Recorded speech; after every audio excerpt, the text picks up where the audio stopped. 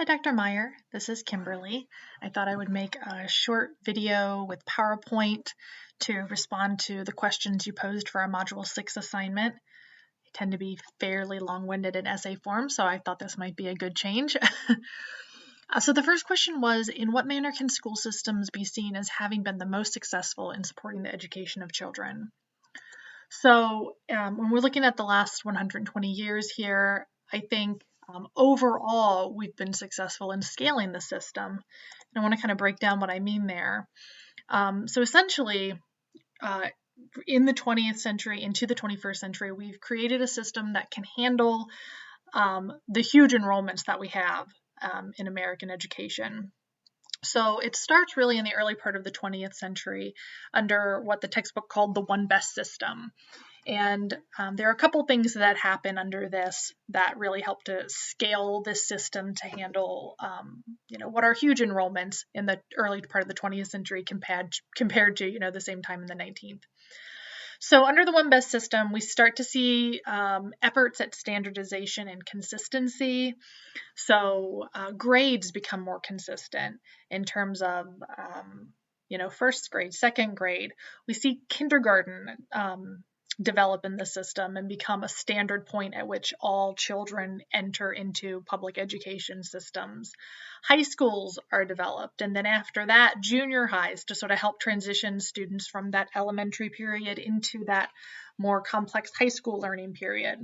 So just the consistency across what the system looks like is scaled across the country. We also have a growth in the administration or bureaucracy in the system. So there's a nice little quote in our book from the NEA, and this is early on, but it says that the National Education Association, founded in 1857 by actual and aspiring school leaders, for the rest of the 19th century became a vehicle devoted largely to improving school administration. So I think, even by the end of the 19th century, that we're seeing the need for a more complex bureaucracy or administration system to hold up the school system as more students enter into it. We need more people to make it work. And as part of this, we also see the development of the role of superintendent. So in the 19th century, this role really looked like, kind of like a principal. It was more involved in curriculum. It was, more involved in that, day-to-day teacher decision making. And then into the 20th century, we really see it become a more professionalized position where you're really running a group of administrators, and then those administrators run a group below them, and so on and so forth. So again, it's part of scaling the system so that we can handle the huge number of students that are coming into the public schools. And then finally, you start to see in the 20th century some consistency in curriculum.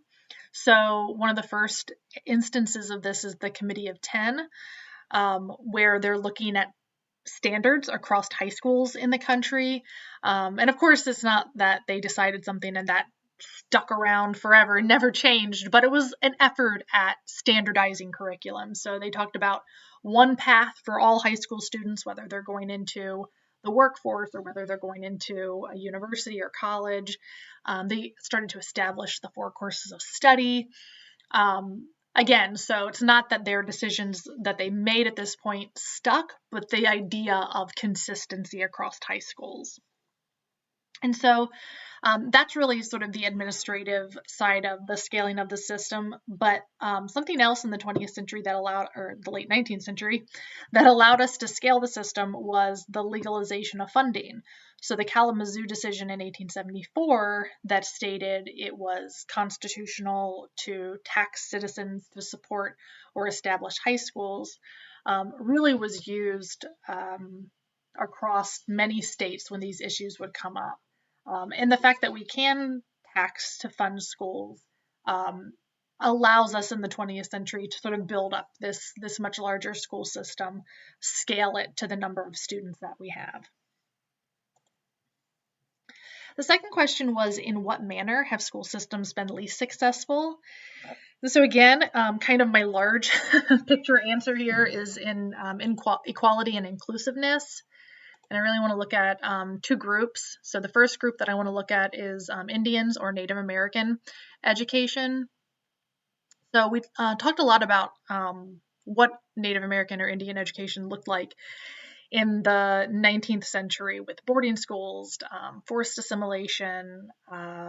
Funding was an issue and is still an issue. In 1928, the Merriam Report sort of outlined all of our sins or mistakes that we had made up until this point. And it really started to look at the fact that you can't force assimilation. It seems kind of common sense to us, but it sort of, pointed out the fact that it's not a great idea to pull kids, out of their families and tell them that their families are wrong and they shouldn't be like, the people that they love the most. We start to recognize some of those problems in the 20th century, but I don't think we necessarily fix them. And I don't know that we could say that we have these issues fixed today either. When we're reading through this part of the textbook, there are several works of fiction that came to mind or personal narratives, really. And the one that really pops into mind is Sherman Alexie's Indian Education, where he kind of goes through his grades and experience, and you really see when you read that, even in contemporary society, and he would have been in school probably about 30 or 40 years ago, but even at that point, there's still just this sort of integrated racism there that I would think would make it very hard to go through that system and persist as a student. And then, of course, I want to look at sort of how we've failed to create a good system for African Americans. Certainly, around the turn of the century, the Plessy versus Ferguson decision that stated segregation was fine as long as all things were, equal. That really creates the Jim Crow era that persists for, 5 decades and really even longer. That is legally the standard until 1954, when Brown versus the Board of Education overturns that and makes segregation unconstitutional. But even then, we know it takes a very long time to integrate schools. And I would argue that even today, we still don't really have integration across the board because geographic and economic segregation still happens. The final question was, what would our recommendations be for the future role of school systems in education? And I hope that this isn't too evasive. It was very hard to say anything concrete because I think that you really need a good piece of research to make any change in education. So I would say that essentially what we need to do is garner political will to better fund education. And I think that funding would start with research on outcomes and scaling change. So we need to know, what changes would be positive? What research do we have to back that up? Let's fund the research to do that. How can we scale those changes once we have established that, we think they're the right route? How do we train teachers towards changes and so on? So to give a little example, I think it kind of would have to start with an hypothesis. Something like maybe smaller class sizes would allow for more interaction and flexibility, resulting in improved outcomes measured by capstone projects. So if that's what we think would help, then we need research in relation to that proves this is the way to go. We need research on how to scale smaller class sizes and capstone projects. What does the price tag look like on that? Does that mean more teachers? Does that mean more buildings? Does that mean investment into new curriculum? And once we have sort of a price tag and a plan, how do we garner the political will and support that we would need to implement that change?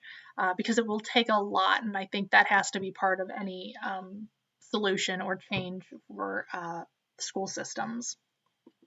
I think that really covers most of what I wanted to look at. So I appreciate your time, and I hope that you are staying healthy and finding plenty to do during the quarantine period. Thanks.